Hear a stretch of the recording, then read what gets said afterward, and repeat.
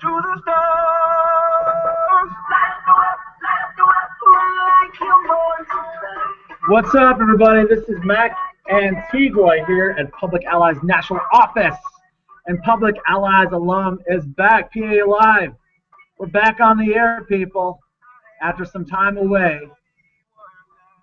It's great to have you back. Thanks for tuning in. It's 12 Central here in Milwaukee, 1 Eastern on the East Coast. In the mountains, it's 11. In the Pacific, they're just waking up. PA Alum Live every week, or almost every week, we try to bring an alum and try to bring our alum network together on our Google Hangout. We're talking about not only getting to know the alum and what they're working on, but also trying to figure out how we can get our alum to be working together on taking on some of the big issues of it as we try to advance our 5,600 alumni, not only advance our leadership practice, but also find ways to connect our alum around impact. So I'm really excited. We got a great guest, back from hiatus. We're going to have Christopher Waters, Delaware 03. He'll be on in a few minutes. And you all asked for it. All three of you that hashtag free Raul, you got your wish. Raul will be back later. Yes, that Raul Vasquez. Yes, Raul Incorporated will be here, and he'll be part of the conversation later. So stay tuned for some vitamin Raul. As I said earlier, we were out for 2 weeks, and big reason for that was we were hosting our National Leadership Institute here, and that's when we bring together all of our network. These are the folks that operate Public Allies sites. These are our staff at Public Allies sites, and we also brought together alumni. So these are folks that even are not on the payroll. They're alumni leaders, and yet we brought them to be here because we, during our conversation, we bring our network together, and I'm showing you some of the photos, to move forward. How do we advance our network? The theme was building leadership for results. And so the theme was, how do we move our network forward on making sure that locally we're getting the results you want, and that nationally we're achieving our vision, which is a just and equitable society that happens when we bring together leaders, diverse leaders, across sectors to co-create sustainable solutions, right? That's sort of our larger charge. And it was really exciting to have with us not only the opportunity to do some work, but to celebrate Paul Schmitz, who is moving on after 14 years as CEO, as well as welcoming our new leader, Adrian Wilson. Dr. Adrian Wilson will be starting in a few weeks. So you can imagine, not only do we have to bring 100 folks together to talk about how we're moving our network forward, but we got a goodbye party, we got a welcoming party. There was just a lot going on, so that's why I wasn't able to be there for the last couple weeks hosting the show, and wanted just to, I'm showing you some of the highlights from our time together and some of the great shots. One shot I'm really excited just to share with you real time. We had a lot of alum at this meeting, and this is I'm showing you a shot from the actual this celebration dinner. And so in that photo, that's not even all of them. We couldn't get them all in the photo, but we have alum that were on staff. We've got alum that are alum leaders, and in that you see the whole network represented from sea to shining sea. We even had the founder of Public Allies Delaware, Tony Allen.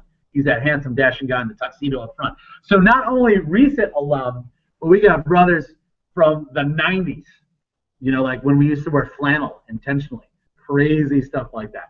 So it was an amazing event, awesome event, and if you go to our Flickr account, you can look at those photos up close and personal and see what went down. And thanks to the 16 alumni. We had 16 alumni who were there as alumni volunteers. They wanted to be part of our conversation and help us shape where Public Allies is moving. And so really exciting. Thanks to those alumni that took time out of their busy schedules to be with us to help provide their best thinking to shape Public Allies movement moving forward. So that's my excuse. That's why I haven't been around, and we're going to remedy that. We're so glad to have today one of our leaders from our group that's working on Black Male Achievement. He's an alum from Delaware, class of 2003. So we referenced Tony Allen. This guy's actual part of that movement, right? That Delaware movement that just celebrated its 20th anniversary this past year. Who currently works at the Urban Affairs Council as a program manager, and I'm excited to bring him on and not only talk about his current work, talk a little origin story, but man, it's been a heavy week and a half. It's been a heavy 2 weeks, and we get to talk some current events. Ladies and gentlemen, I'm bringing on the show cast, Christopher Waters. How you doing, man? I'm good. How you doing? Oh man, good to see you. Where are you calling in from? I'm actually calling in from work right now in the conference room. As you can see by the nice photo behind me, I wanted to make it nice and scenic and spacious so everyone can see it. I just thought your home had just amazing earth tones. But yes, that does look like conference room color scheme. Nice Exactly. sepia and browns and all that. Awesome stuff. Well, it's great to see you, Chris. Thanks for joining us today. It's great to see you. The last time I got to see you in person was in DC at the Yes. Black Male Achievement Summit, our first one. And it's great to have you back. Thanks for joining us back again. And before we sort of get into that work, let's go. Tell us about the work you do at the Urban Affairs. I'm actually in the Community Economic Development Department. So we actually run a lot of the programs that help us, the city of Philadelphia, actually almost in a way low to moderate income families. So we do home repair loans for low to moderate income families, people that usually can't get access to funds. I do affordable housing, in which I give out matching grants and economic development with a lot of businesses to actually help build the city through housing. We have a CDFI initiative which actually helps small businesses and community businesses actually get access to funds. And we do a lot of other things too. So AIDS, in other departments. So AIDS awareness is actually on my floor. Campaign for working families, the tax and ETCI, Earned Income Tax Credit. So we do a lot of things here in our organization. Awesome stuff. So how long have you been there? I've been there for about 3.5 years as a program manager. Well, I actually was one of the directors here, or co-president of the organization here about 8 years ago. So it is kind of like me coming back in a different form, if you will. Welcome back home, then. How did someone get to that position? Give us a little origin story. I want to say my origin story is actually kind of long, so I'm gonna shut it down, kind of condense it. I've done a lot of nonprofit work. I've been a president of an organization. I've done government work and done actually political work. So I worked on campaigns for a lot of networking, a lot of just building up my skill set, building up talents. So when the opportunity came up in economic development, it almost seemed like a natural fit. It was an area that I was always interested in, coming from Wilmington, Delaware, which has a lot of banks and a lot of economic development going on all the time.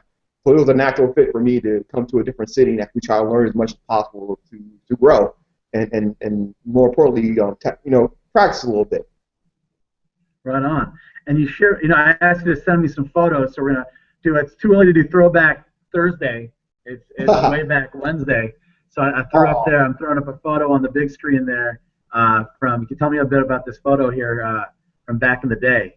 What do you got here? It looks like you got a lot more hair in that photo. Yes, yes. Yes, I did. And I looked at myself and I was like, actually, I told you, like, you can tell by the pictures by the amount of hair I have as going forward. So this is actually my ally year. This is actually, I taught at Coomba Academy Charter School. These are my kids. They're all 18 and 19 now. They don't stay small forever. They're all driving and voting and going to college. And every once in a while, being from Wilmington and still staying in Wilmington, I see them on the street. So it's kind of weirds me out. So this is this is my first grade class. All 18 of them. I think about 14 are in the picture, but this was a fun day, as I think this was my last week at Coomba Academy before the kids started leave for the summer. So this is probably about 12 years old now. So 12 plus 6, 18 and 19-year-old kids. Wow. Like you said, they're old enough now to be voting. They're in the community. Is there a specific lesson, or is there a specific memory that still sticks with you, that it still resonates with you today, and that it guides your work? And again, it doesn't necessarily have to be about where you worked at Kubelis. It could be from that experience of being in that ally class. Like, what still remains for you as incredibly relevant and important? I think the idea of community and future planning. I worked at elementary school. So the idea where you're preparing, you're preparing the groundwork for them. So a lot of things that, the first things I've done or the first things I try to go to, I look at them now where, like, the installation of, like, of going to college and being prepared and what's lying ahead for them. I pick that up a lot teaching them, but more importantly, I pick that up learning from them as well, and seeing something, seeing and realizing that the things they're going to go through are going to be a lot different than I am, and trying to prepare each other for that. And I think working with children and working during the ally year, working with my ally class helped me do that a lot. Awesome, awesome. So moving on from that, you've done some work around. I heard you talk about networking. I heard you talk about, tell me about sort of the work around. You said you shared me some the Center for Progressive Leadership. Speak to me a little bit about that. I got a photo I'm gonna throw up on that. Sir, I always want to do a fellowship, always. Either as my ally year and learning about having that group of people around you that support you all the time. This was actually one of those opportunities. We had most of the major leaders and future leaders in Pennsylvania and Philadelphia all part of this class. So it was actually a lot of training, a lot of discipline, a lot of learning from other people. Nonprofit workers, political workers, campaign workers, different issues, AIDS awareness, children's awareness, education, economic development, technology, community organizing, grassroots organizing. All that is represented in that photo right there. And these are all people that I interacted with for even now. I have 9 months fellowship, but even now I still interact with a lot of them, and we're still friends, and we still go to happy hour, and we're still together. But the opportunity for that was awesome because it happened right after I got my master's, and right after my political career. So the idea of bringing that all together in one place was awesome for me, and I learned so much during that 1 year. So really, I sense a pattern where you're able to put yourself sort of in the middle of these networks and cohorts of different sort of sectors and diversity. And it seems like you've been really able to leverage that to build out your network. I'm sort of curious, sort of what would you say? It sounds like Center for Progressive Leadership, right? That was a cohort that's passed. Is there a current cohort you're in now, or how do you keep that? Because I imagine you have to kind of keep that going, right? You have to be more intentional about building out your group and your map. Or am I wrong? Maybe I'm wrong. No, you're right. I think in my head, I always tell my interns whenever, you never never have the opportunity where you need to turn down something. So for me, it's kind of like the opportunity for something comes up, and I'm interested in it, and there's a curiosity there, and there's the ability to do great work and do something greater than yourself. I always say yes to that. Even when, and sometimes you say no, where I'm at the point in my career where you have to occasionally turn no, but I don't say no without offering someone else up the opportunity to do it as well. So for me, that's always been my, fellowships, education, opportunities to learn something I know, and something to learn to become better.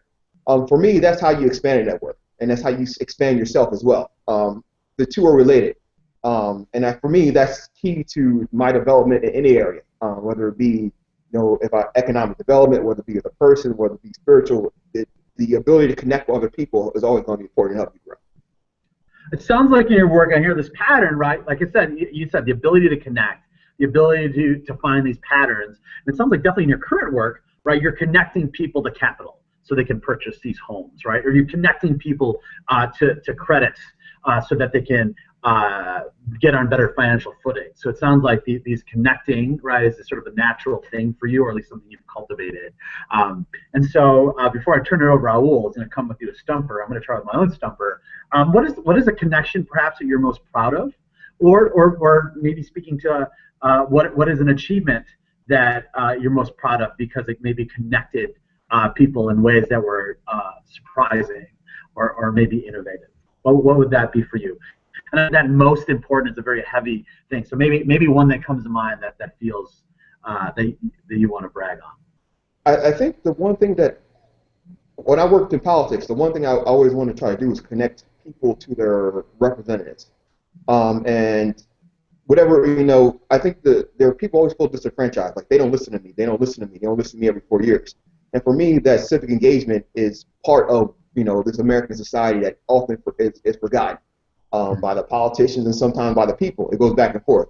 So the one thing I worked, the one thing I'm proud about is that 4 years ago when I worked on a campaign, it was called Motivote.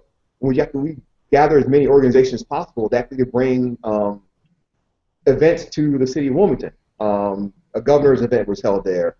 We did events with the senator. We did events with the candidates.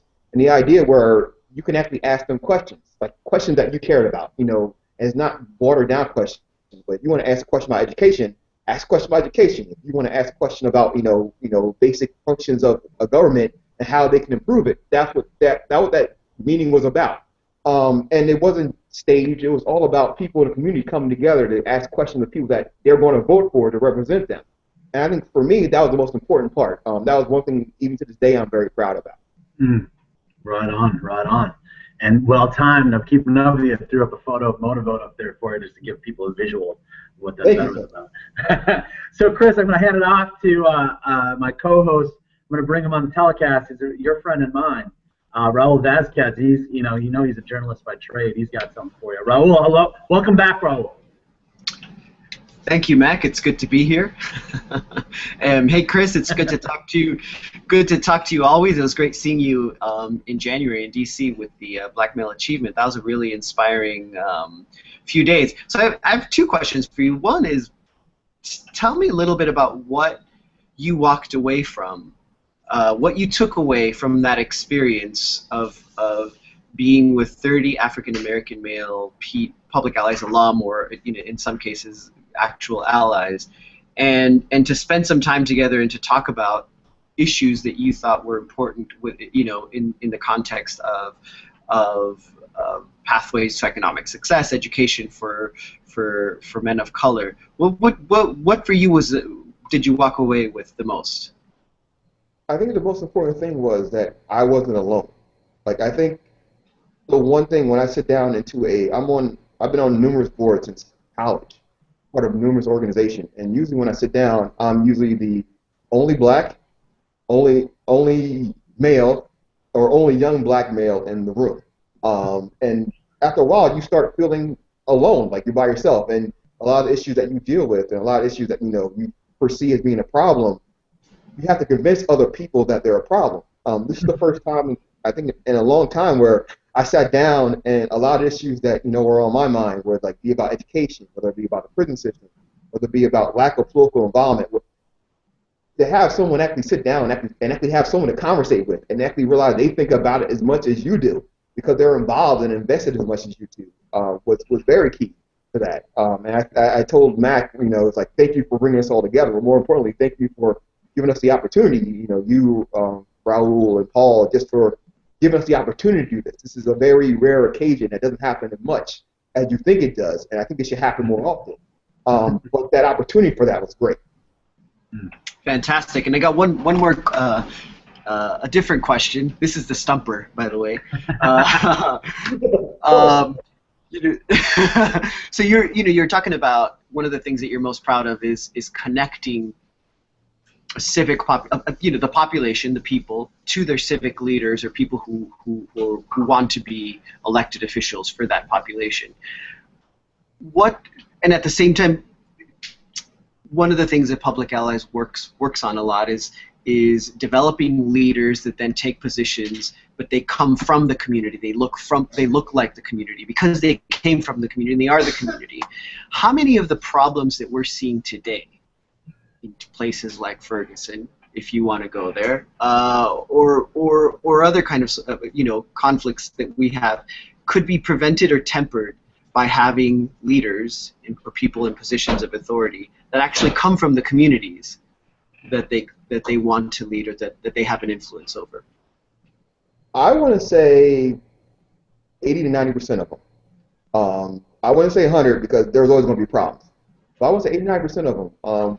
When you look at the situation in Ferguson, I can look at the situation in Chester right down the road, or Camden, right across the river, and these aren't isolated incidents. A lot of people look at government as being disenfranchised. These systems don't represent me or represent us.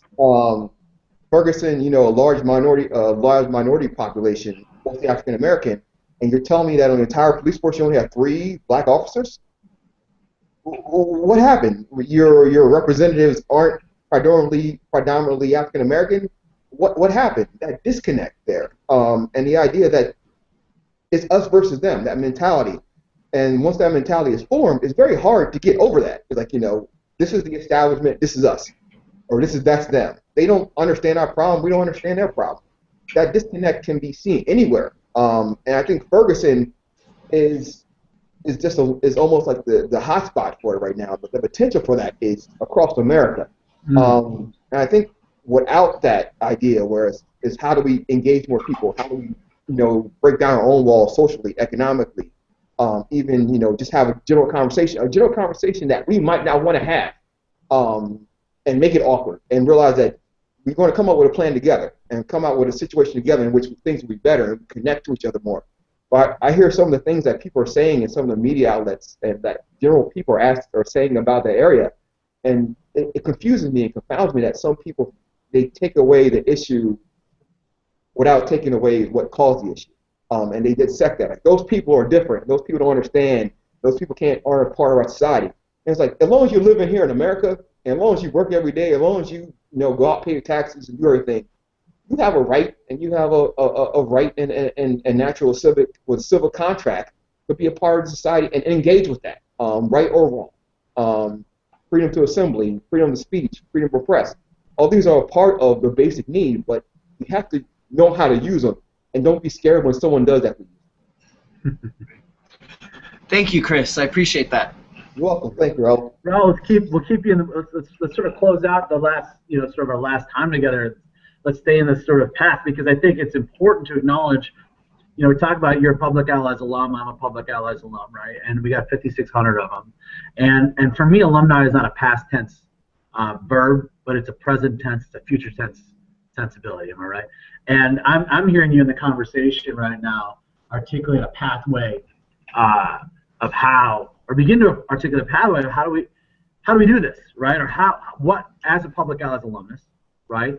How, in light of this, right? And again, it's to your point. I want to acknowledge it. I look at the incident, what happened in Ferguson as an outbreak, but it's not isolated. This is everywhere, right? What would you sort of offer up, Chris, in terms of insight around how could we move forward, or how are ways to do it outside of, we talk about voting, right? But those are those are like the Olympics, once every certain time. It can't be, it's not. It's kind of like if someone goes, I'm not this way, but I get when faith people go like, oh, you're an Easter Christmas guy, right? Yeah, I get it, right? I would show up at those times, right? So it's more than that. It's a daily practice, and I would just love your take, Chris, on like as an alum, how does that guide your day to day, or how is it possible to be in a space of moving towards equity or advocating for it every day when we're not geographically there, right? Or other. You get what I'm getting at? I would love your take on it. Right? Or how do you do that practice? You're talking about bringing something like a national idea back to the local level, correct? I think that's part of it, but also I think it can be overwhelming, in terms of this work sometimes, right? Because the work, it doesn't seem like the work's ever going to be over, and I think it can be very dispiriting when we think it's never going to be over. And I would just love to think, like, how might Public Allies alum, or could, and maybe just speaking personally, like how do we, how might, or you or me, leverage off this so it doesn't become an incident that just fades back and we come back to status quo? Like, what are the opportunities? And you were starting to talk about it, and I would love to hear more of your thoughts about how we can continue to be allies, lowercase a, right, to having more equity, right, to having a situation where people are actually represented, in positions where they're at, or people, have the freedom to assemble and freedom to say that. So, do you have thoughts on that, or am I so vague that I'm all? No. I think the key point of it, and the key part of it, is to take your piece of it. You and we and the alumnus all have different ideas about, about ways society can be better. And that's, my part of it has always been like, education, civic engagement, economic development, economic engagement. Those are parts that I find important. I always worked in, volunteer for education, always volunteer for getting people, like, when I work for independent sector coalitions about building the future, or the idea, like, get people trained, get people, get the people, next generation ready. All these are part of it, but that's mine. I think when I talk to people, I try to convey that this is the way I go about it, and this is the way I engage my community. But I think when you have 5,600 alumni, we all have different ideas of how to do it, and that's actually really, really good. Yeah, 5,600 individuals that can connect with other people about what they're really passionate about and what they really care about. And when you do that, you also turn 5,600 alumni into 10,000 people that care about a certain issue, 20,000 people, 30,000, 40,000 people. This is the basis of it. You have to turn around and talk to someone that are going to be uncomfortable with, and might not share your idea, and that's okay. But the DNA of it is that we're all in this together, and we're trying to make everything better, and that's how it starts. It starts with a simple conversation and organization and bringing people together. But that's the basis of it, and we have to all step out of our comfort zone and begin that conversation. And then that conversation leads to acts, and acts leads to actually something changing. Right on. Does that answer your question? I think it does. I think it gets us there. It gets us closer. Ovid, I shared with somebody, because I was talking with somebody on Facebook today exactly about this, and I said I offered up. I think that's why our society struggles to talk about politics and religion in our spaces, because ultimately we have to confront the lies we tell ourselves to get by, right? That's me saying, that's not public outlets, right? But because that's some effort, right? Like when we're talking about these things, we're going to uncover, like you said, the uncomfortable inconsistencies that we tolerate. And I think that's at some point. The one point is like, yeah, okay, we're supposed to get over that. We're supposed to get over the idea of I'm not this, and it's like you start talking, it's like, well, maybe you kind of are. It's like, well, how do I get over this? How do I get better? And like, that's the process. Yeah. But I think my hope, and I again, I don't know, Raul, I don't know what your take on it, because you come from a media background as well, or that world.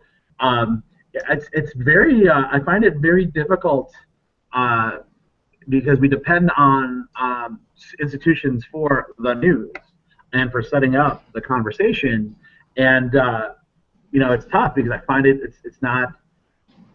Why do I feel like it's not good enough, or is that not fair?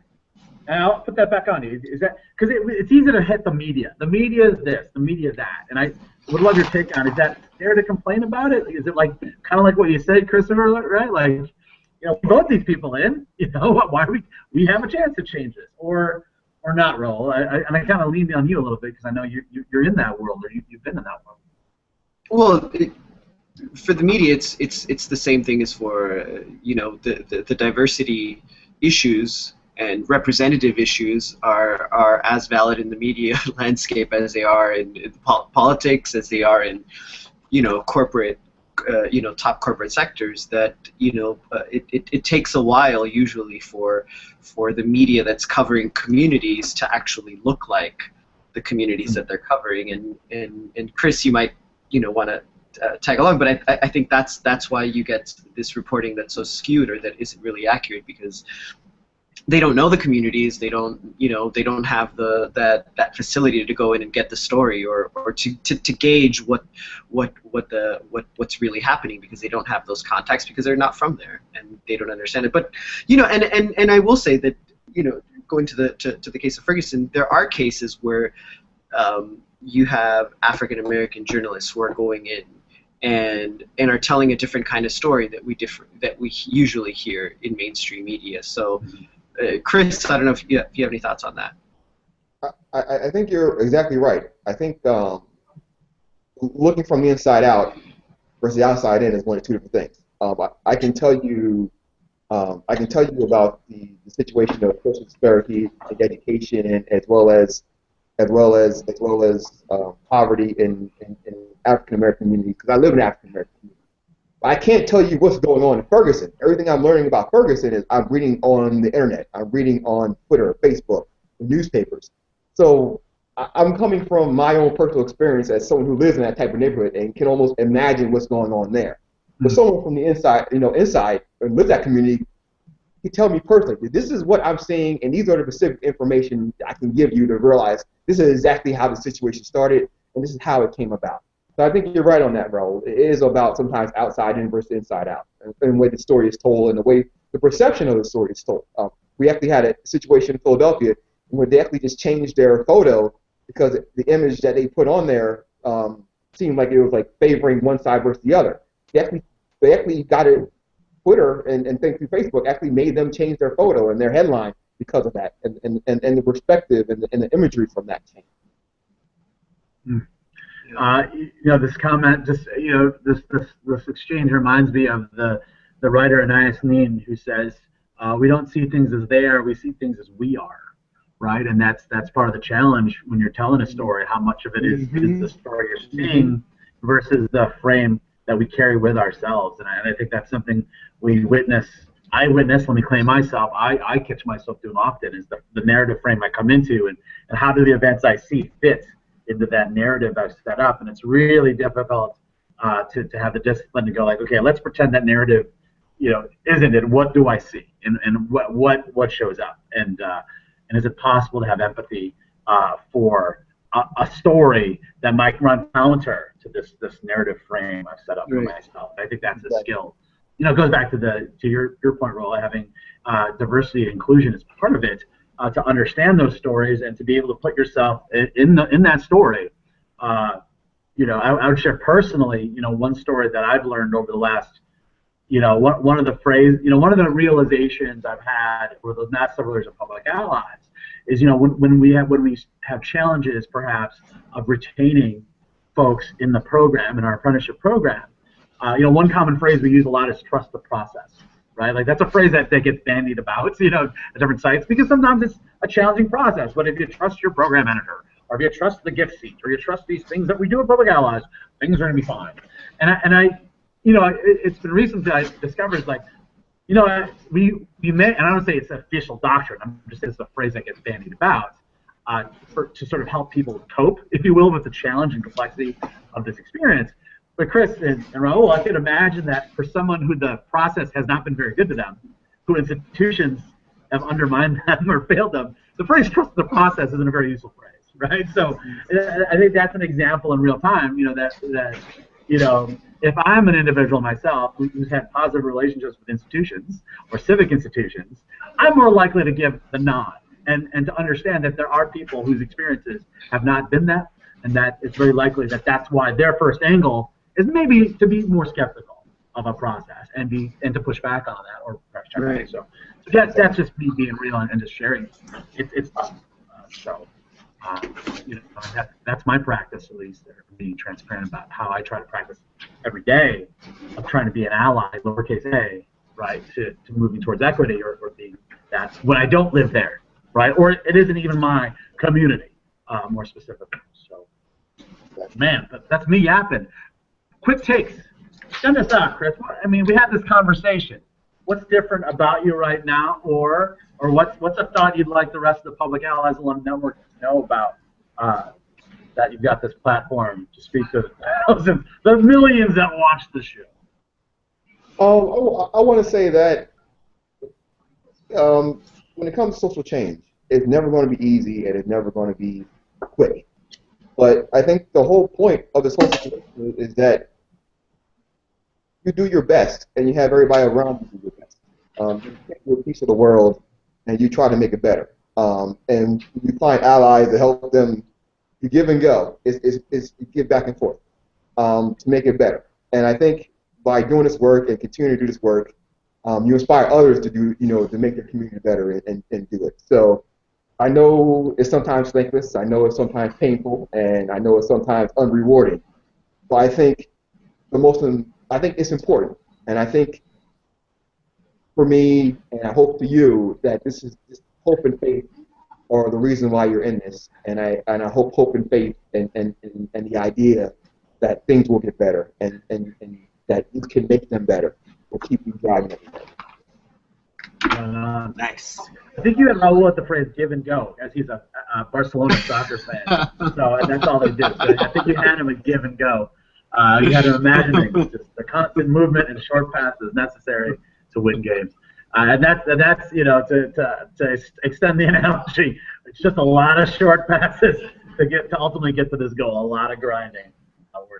And just thanks so much, Chris and Raul, for hanging with us, and also hopefully you'll be joining us next week, because we will be having a conference call with those folks who are with us at the Black Male Achievement Summit, and folks who weren't there, we'll have them with us as well. So look for that. we'll be doing that next week to keep the conversation going. In the meantime, Chris, thanks for being with us. Hey, We're about to end our telecast. Thanks, Earl, for coming back. Hopefully you'll come back next week. And we'll book another guest for next Wednesday. Thanks again for tuning in. Hope you loved it. Thank you, Chris. Thank you, Mac. Send us mail. #KLOMI.